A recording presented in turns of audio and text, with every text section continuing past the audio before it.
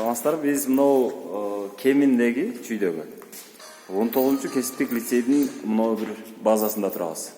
Мында чоң сарай экен.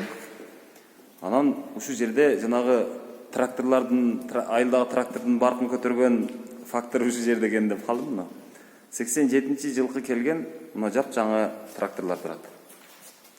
Ушунча техника турат. Артты көрүңүздөр. Катар. Анан булар жанагы балдарды окутканга деп даярдалыптыр, бирок окуган бала көрүнбөйт.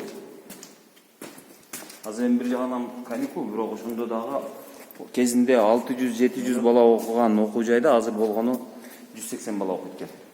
Ал дагы жарымы повар, жарымы ушундай компьютер жана башка дейт. Мына 80 трактор бар. Мына прицептерди көрүңүздөр. Айылда мисалы ушулардын бардыгы тартыш жок.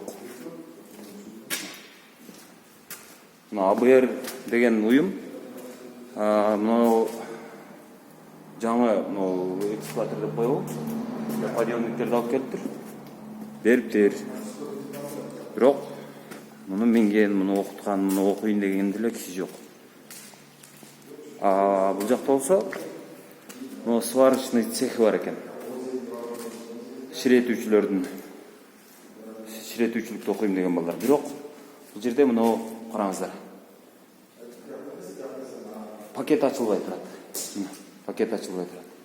Бул жакта да жапжаңы иштетилик. Иштеткен киши жок. Ушундай туугандар.